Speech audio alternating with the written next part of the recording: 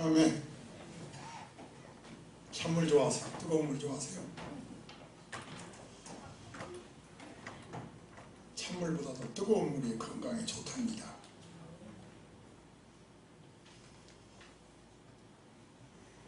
여러분, 차가운 사람이세요? 뜨거운 사람이세요?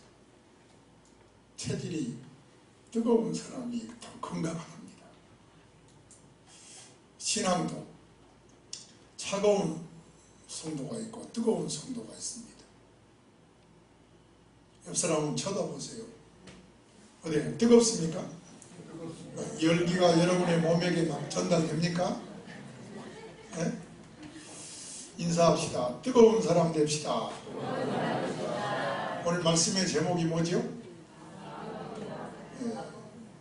마음이 뜨거워진 사람이라고 했는데 32절을 성경 읽고 시작하도록 합시다. 시작이요.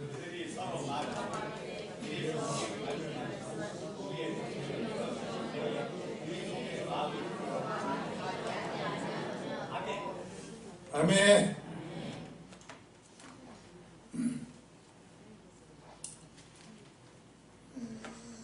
제가 설교하다가 러시아의 문호 톨스토이 얘기를 참 가끔 하는데요. 이 톨스토이는 아시죠? 세 가지 질문을 가슴에 늘 품고 살았다고 하는 거. 세 가지 질문. 뭐죠? 잘 모르세요? 하나는 사람과 관계된 거죠. 그대에게 가장 중요한 사람은 누구인가? 이걸 항상 묻는 거예요. 두 번째는 일과 관계된 거죠.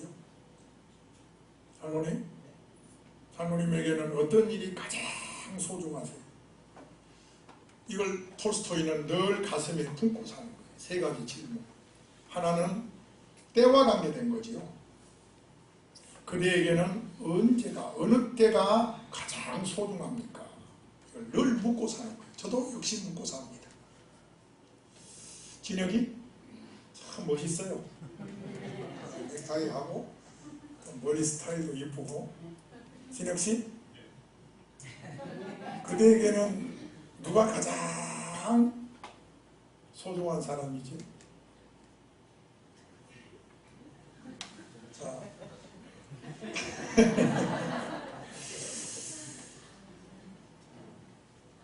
장기사님, 그대에게는 가장 일과 관계된 거, 어떤 일이 가장 소중하지요?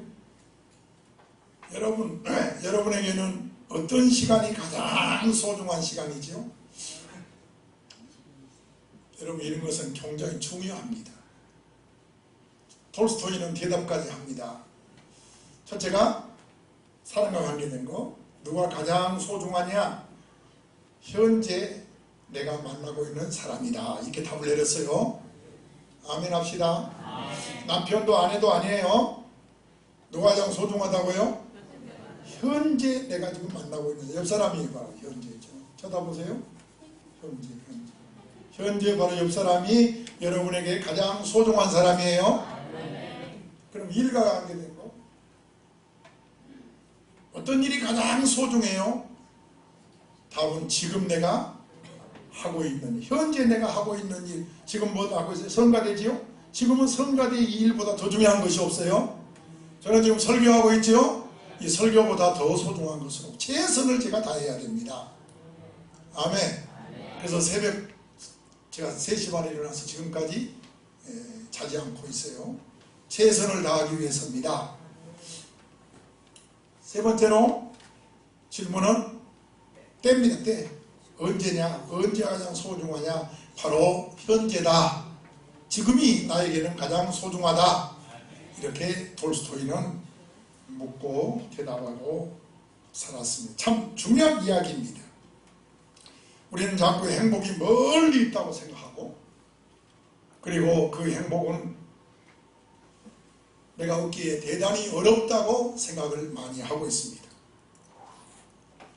남의 떡이 커 보인다고 남은 행복하게 보이고 자기는 불행하게 보입니다.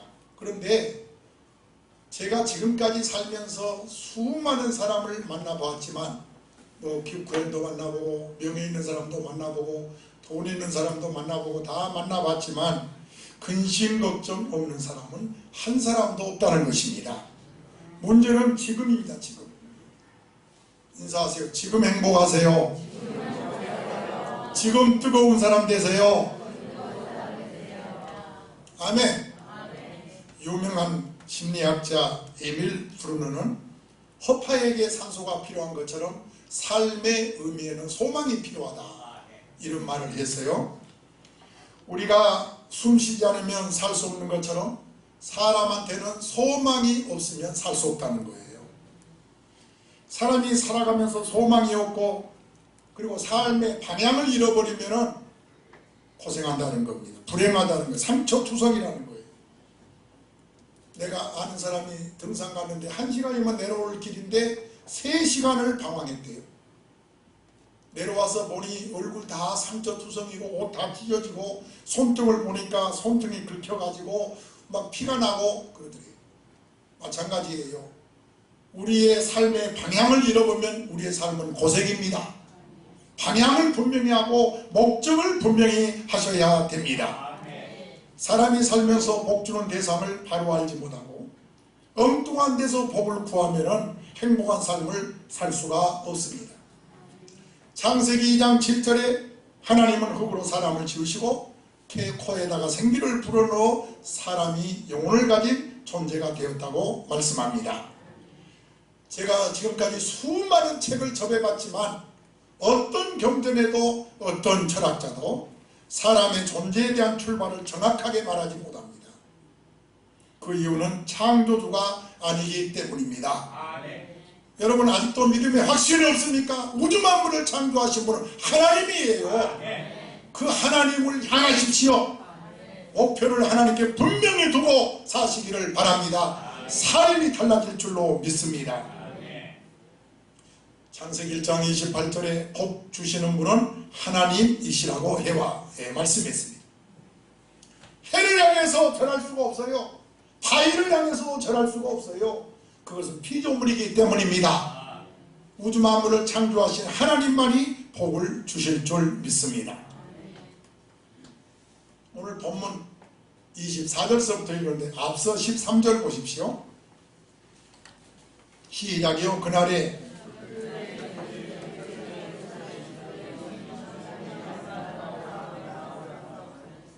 성경 읽은 분들은 은혜 받을지어다. 성경 안 읽은 분들은 나도 몰라요.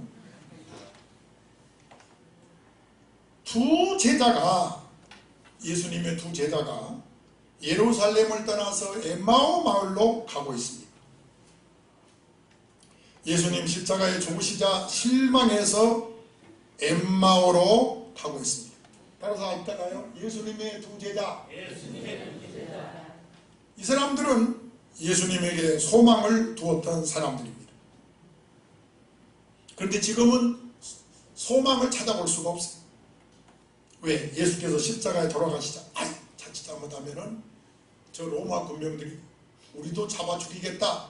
그래가지고 지금은 두려움으로 지금 예루살렘을 떠나서 이 그림 보시면 돼요. 예루살렘을 떠나서 엠마오로 가고 있습니다. 이 두 사람은 예수님에게 소망을 걸었던 사람입니다. 그런데 지금은 아니에요. 사실 그 당시 이스라엘은 최악이었습니다. 사회적으로는 혼란했어요. 질서가 무너졌습니다. 경제적으로는 가난했어요. 정치적으로는 로마가 지배하고 있습니다. 종교적으로는 타락했어요. 어디에도 소망, 단 그들이 그래도 인내하고 견딜 수 있었던 것은 메시아가 오신다는 것이었습니다. 그거 하나 소망 가지고 살았어요. 철저하게 메시아가 오신다. 이런 소망으로 살아남을 수가 있었습니다. 얼마나 열심히 메시아를 기다렸던지 심지어 어떤 처녀들은 처녀가 잉태하여 아들을 낳는다고 해서 그 약속 믿고 시집도 가지 않았다고, 역사가들은 베들레헴에는 많은 처녀들이 시집가지 않았다고 기록하고 있습니다. 오랜 세월 동안 간절히 메시아를 기다려 왔습니다. 그런데 마침내 예수 그리스도께서 오셨습니다. 예수님의 가르침을 보고 그의 능력을 보고 그의 모든 기적을 보니까 메시아가 확실합니다. 두 제자가 얘기합니다. 21절에 나와 있습니다. 자, 이 두 제자가 얘기합니다. 시작. 거기까지. 자, 이 두 사람이 고백합니다. 얼마나 소망이 컸느냐. 예수님의 소망을 걸기를 이분이야말로 이스라엘을 솔량할 자라고 바랐노라. 그렇게 소망을 했습니다. 그런데 말입니다. 그분이 십자가에서 돌아가십니다. 당연히 보좌 높이 앉아서 호령해야 되겠는데, 왕이 되셔야 되겠는데 고난을 당하시고 십자가에 죽으십니다. 알 수가 없습니다. 그래서 실망합니다. 따라합시다. 실망합니다. 절망합니다. 낙심합니다. 지금 누구 얘기하는 거지요? 두 제자 얘기하고 있습니다. 그들은 예수님께서 십자가에 못 박는 순간에도 소망을 사실은 가졌어요. 왜? 워낙 능력이 많으신 분이니까 혹시나 했어요. 십자가에 못 박겠다라도 뛰어내리겠지. 속에 있는 어떻게 하신 분인데, 죽은 나사로도 나사로야 나오라 하신 분인데 죽을 리가 없어. 이렇게 기대를 했어요. 그런데 예수님 끝내는 내려오지 않고 죽으십니다. 그들의 소망이 절망으로 바꿔져 버렸습니다. 삶의 의미가 없습니다. 여러분 어떻게 생각하세요? 아시는 대로 예수의 죽음은 절망할 사건이 아닌 줄로 믿습니다. 왜냐하면 십자가의 죽음은 많은 선지자들이 예언한 구약의 성취인 것입니다. 예수님께서 스스로 십자가의 죽으심을 말씀하셨습니다. 예수님의 생에 있어서 십자가의 죽음은 클라이맥스예요. 하이라이트입니다. 가장 중요합니다. 할렐루야. 그러니까 따라합시다. 십자가는 실패가 아니라 성공입니다. 그러므로 부끄러움이 아니라 영광입니다. 실망할 일이 아니에요. 그런데 이 두 제자 실망합니다. 네? 낙심합니다. 우울합니다. 기대에서 벗어났다는 것이죠. 예수의 부활을 믿지 못하니까요. 도마도 예수의 부활을 믿지 못하고 의심했습니다. 여러분 잘 아시죠? 요한복음 20장 25절에 도마가 말하기를 나는 부활 믿지 못하겠다. 내가 눈으로 직접 보아야 되고 내가 그리고 부활하신 예수님을 손으로 만져봐야 믿지, 그렇지 않고는 어떻게 십자가 주신 분이 부활하느냐 믿지 못하겠다. 그리고 요한복음 2장 27절에서 28절에 보면은 우리 예수님께서 도마야 이리 와서 그럼 만져봐라. 그리고 믿음 없는 자가 되지 말고 믿는 자가 되라. 그때 도마가, 의심 많은 도마가 고백합니다. 다같이 28절이요. 시작.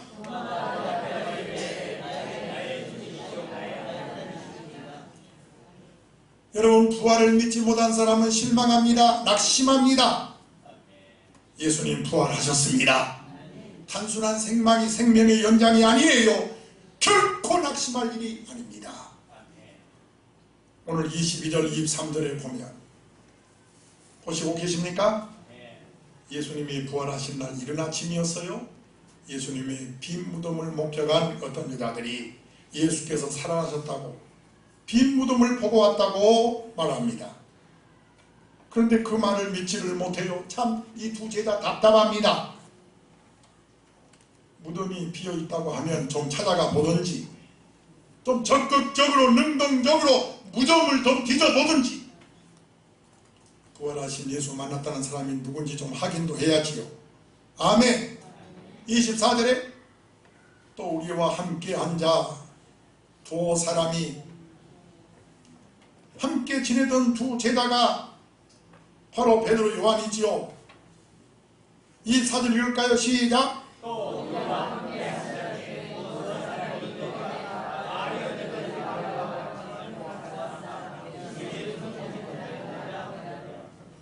그러면 그런 소리를 이 두 제자가, 엠마온 두 제자가 들었으면 가봐야지요. 확인해 봐야지요. 도무지가 틀렸습니다. 이런 소극적인 자세로는 어떤 신앙도 기대할 수가 없어요. 성도 여러분, 적극적인 신앙을 가지시기를 바랍니다. 지금이 어느 때입니까? 소극적으로 믿어서는 마귀한테 넘어질 수밖에 없어요. 더욱 중요한 것은 부활하신 예수께서 자기들과 동행하고 있다는 것입니다. 이 그림 보십시오. 누가 동행하고 계세요? 예수님이 두 제자와 동행하며 대화까지 하고 있다는 사실. 그런데도 이 두 제자는 동행하신 예수님을 알아보지 못하다 알아보지를 못하고 있다는 것입니다. 부활하신 예수께서 17절 볼까요? 자, 두 제자와 동행하시면서 물으십니다. 시작이요.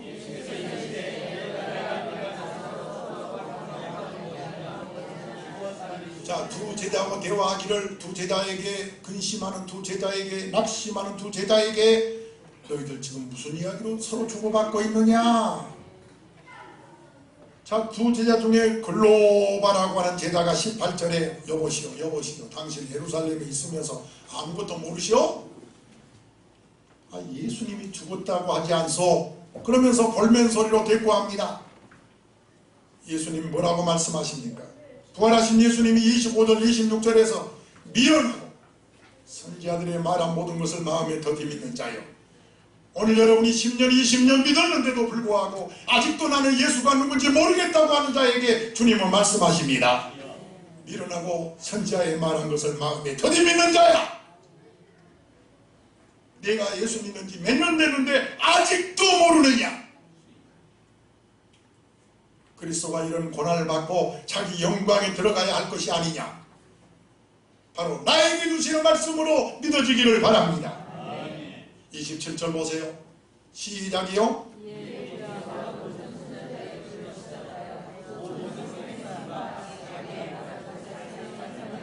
자상하신 우리 예수님 두 제자에게 성경을 풀어 자세하게 다시 한번 말씀해 주십니다.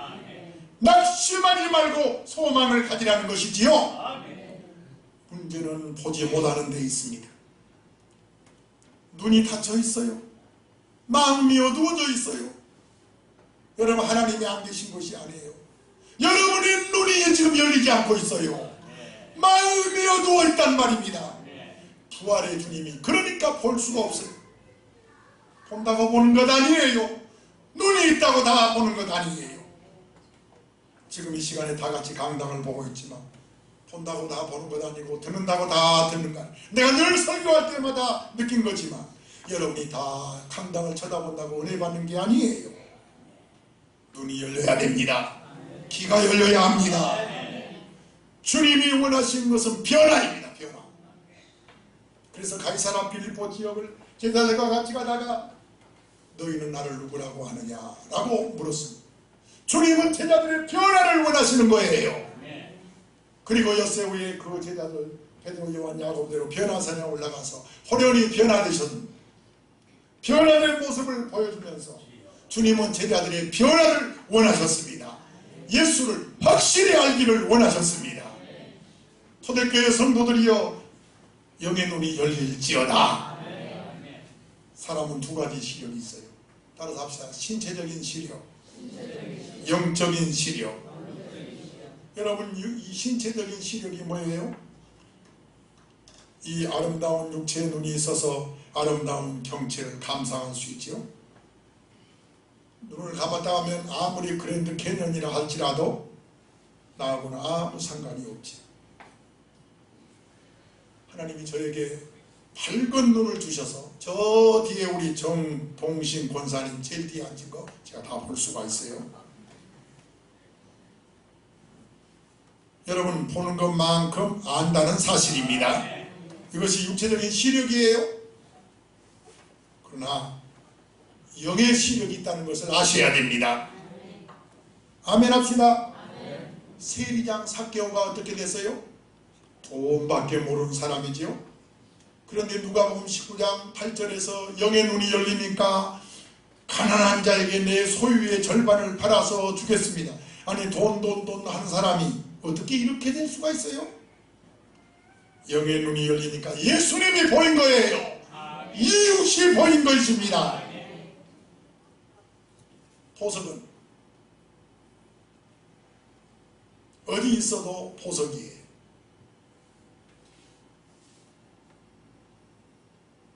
보석이 어디 있느냐? 보석을 누가 가졌느냐에 따라서 가치가 결정된 것이 아니에요. 보석 자체가 영광스러운 보석이에요.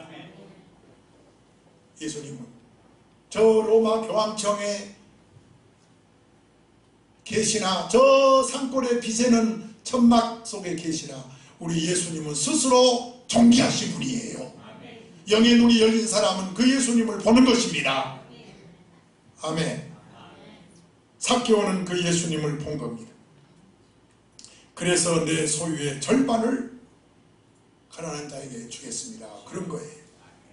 이사야 6장 5절에 이사야가 영의 눈이 열리면서 고백하기를 화로다 나여 망하게 되었도다. 나는 입술이 부정한 사람이요 만군의 여호와의 왕을 배웠음이니라. 여러분 영의 눈이 열린 사람만 회개의 문이 열립니다. 우리는 이렇게 영의 눈이 열려야 할 줄로 믿으시기를 바랍니다. 그런데 엠마오로 가는 두 제자는 영의 눈이 열리지 않아서 지금 절망하고 있습니다. 그야말로 동행하신 예수님도 몰라보고 있습니다. 그래서 낙심하고 있는 거예요. 여러분 이 시간에 영의 눈만 열려도 여러분은 우울증이 사라져버립니다. 여러분 이 시간에 영의 눈이 열릴지어다. 그럼 옆 사람 축복해 주세요. 영의 문이 열리기 바랍니다. 축복해 주세요. 그래야 사람이 소망이 생기고 뜨거운 삶을 살지요. 소망이 중요합니다. 옛 소련에서 있었던 사건이잖아요. 한 철도 직원이 그 화물차 냉장고인데 화물차잖아요. 이게 들어갔는데 그만 실수로 밖에서 문이 차크락 잠가져 가지고 나갈 수가 없어요. 무슨 화물차라고요? 냉동차 화물차예요. 화물차. 그래서 이 직원이 당황을 합니다. 소리를 지릅니다. 살려주시오. 막 두들겨도 봅니다. 사람이 갇혔어요. 살려주세요. 그런데 아무도 그를 도와준 사람이 없어요. 그는 죽음을 앞두고 자기 상태를 그 화물차 벽에다가 글씨를 썼습니다. 내 몸은 점점 차가워진다. 그러나 나는 기다릴 수밖에 없다. 아, 나는 이대로 죽는구나. 여러분 그 글씨가 선명하게 써 있습니다. 나중에 한 직원이 화물차 문을 열고 들어가 보니 시체가 있어요. 죽어 있습니다. 그런데 그 냉장고 화물차는 오래전에 고장이 나가지고 냉동이 이렇게 되는 그런 것이 아니에요. 공기가 정상으로 있습니다. 그리고 온도도 13도입니다. 그대로 사람이 환경이 살만합니다. 그런데 왜 죽었을까? 이 사람을 누가 죽였을까? 추워서 죽은 것이 아니라는 거예요. 바로 이 절망이 이 사람을 죽게 했다는 겁니다. 그렇게 사람이 절망이 무서운 겁니다. 소망을 가질지어다. 소망이 중요한 거예요. 우리 성도 여러분, 부활하신 주님 부활주일 지나고 우리가 아직도 마음이 어둡고 아직도 근심이 있다면 벗어나야 될 줄로 믿습니다. 그래서 오늘 이 말씀 주신 줄 믿으시면 아멘 합시다. 그래서 이 절망에서 슬픔에서 벗어나기 위해서는 세 가지가 있습니다. 여기 보입니까? 밝아져야 된다. 그리고 31절에 그랬어요. 한번 읽어볼까요? 31절 시작. 그들의 눈이 밝아져. 아멘. 두 번째로 성경을 풀어라고 했습니다. 오늘 목사님이 옆에가 없죠? 옆에 내가 써놓으라고 있는데 옆에 글씨가 없네요. 여기 눈이 눈이 밝아져 하는 것은 눈이 열렸다는 것입니다. 눈. 점만 적어놓고 목사님 눈이라고 써야지 워낙 바쁘셔가지고 못 써놨어요. 이해하시기를 바랍니다. 여기 뭐가 써 있어요? 눈이 써 있어요. 여기는 성경이 써 있습니다. 여기는요 마음이 써 있어요. 세 가지가 열려야 여러분의 삶의 변화가 일어나는 거예요. 아멘 아멘. 아멘 두 번 합시다. 아멘 아멘. 나는 아멘 한 번 안 한 것도 나는 영 아멘 안 들어요. 그래서 31절에 눈이 밝아졌다 그 말은 눈이 열렸다 그 말이고, 32절에 성경을 풀어라고 한 것은 성경이 열렸다는 것입니다. 쭉 가서 45절 읽겠습니다. 시작이요. 마음이 열어 그 말이 마음이 열렸다 그 말입니다. 이 세 가지 표현을 종합할 때 하나님이 열어주셨다는 거예요.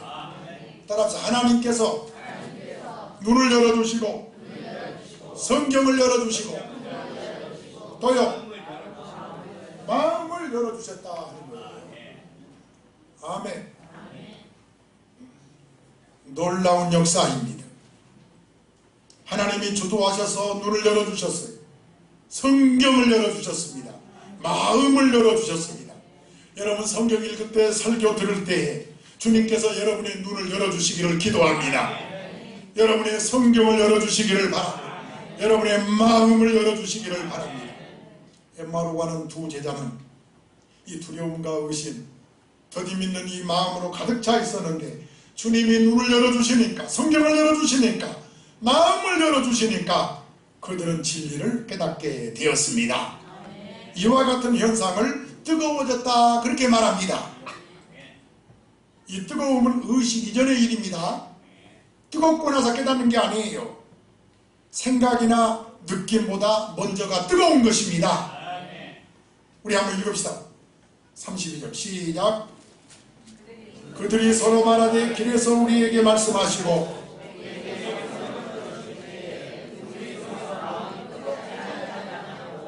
깨닫고 나서 알고 나서 뜨거웠다는 얘기가 아닙니다. 뜨거움이 먼저 있었습니다. 그리고 깨닫는 거예요. 뜨거운 체험이 있기를 기도합니다.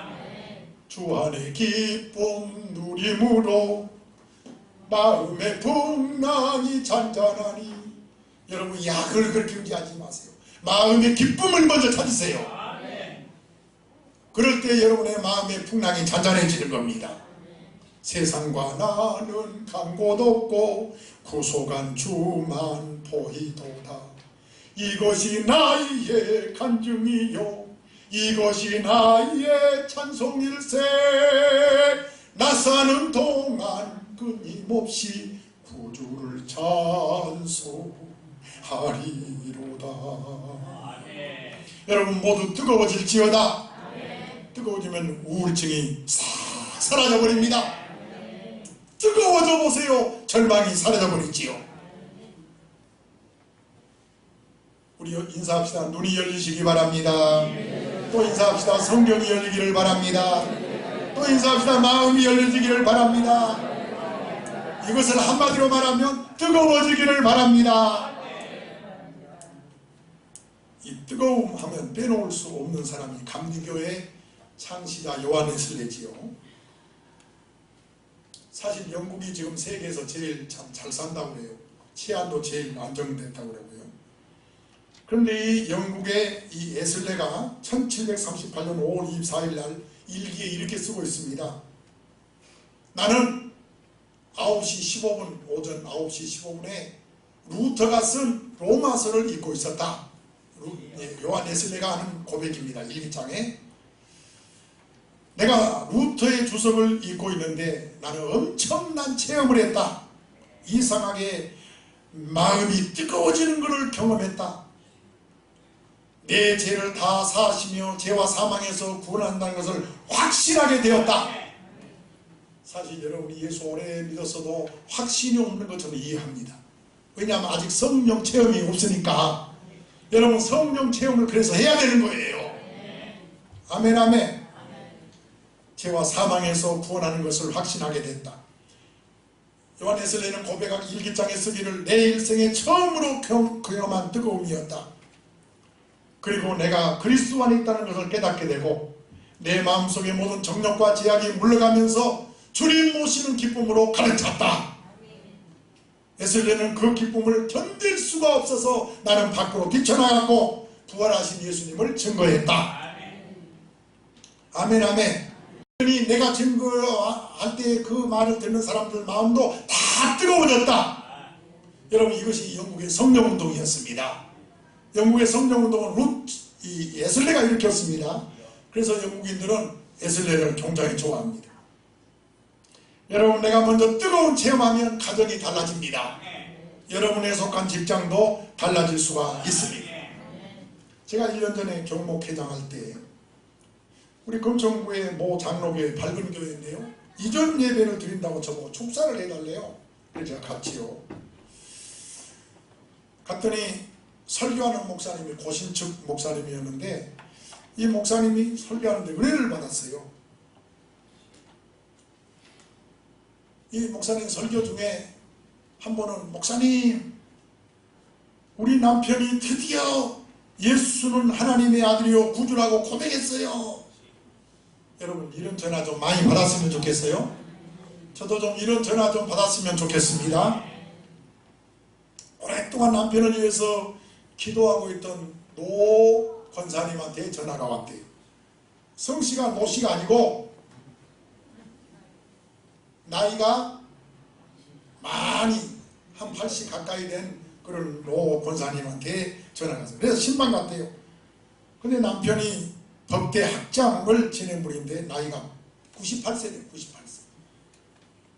근데 과거에 성경을 통독하고도 성경이 나는 믿어지지 않는다고 교회를 안 나왔대요. 부인은 권사인데.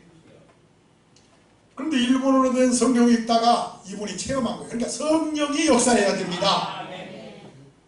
막 마음이 뜨거워지면서 눈물이 막 쏟아지더라는 거예요. 그런데 이분이 학장이라 옛날 그 법대 학장 출신이라 일기를 썼습니다. 그러면서 그 일기 써놓은 거를 보여주더랍니다.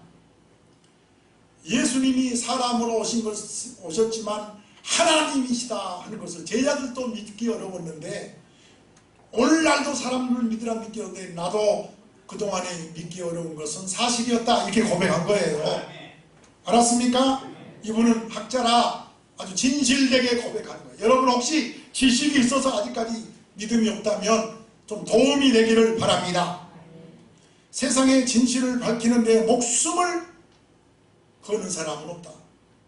밝히려고 노력한 사람이 있지만 그걸 밝히자고 목숨을 걸지는 않는다. 그런데 위증 죄가 없으면서도 그걸 밝히려고 해야 되는데 예수님은 목숨을 그냥 내놓았다. 예수님의 제자들이 그분을 위해서 순교하고 박해받으면서 부활을 증거했다. 나 역시 예수의 부활을 믿는다. 그리고 천국을 믿는다. 성경의 약속을 분명하게 믿는다. 이 학장이 그렇게 일기를 썼습니다. 그 목사님이 그 일기를 보고 은혜 받았다는 거예요. 바로 성령이 감동할 때 여러분 마음이 뜨거워지면서 큰 기쁨이 오는 줄로 믿으시기 바랍니다. 한 아이가 성경을 한 아이가 공부를 하고 있는데 옆에서 어머니가 내가 아이가 공부하는데 공부하라 해놓고 나는 가만히 있으면 안 되지 그러고 옆에서 성경을 읽습니다. 그런데 공부하던 학생이 이렇게 쳐다보니까 성경 읽던 어머니 눈에서 눈물이 뚝뚝 떨어집니다. 그래서 아이가 엄마 왜 울어?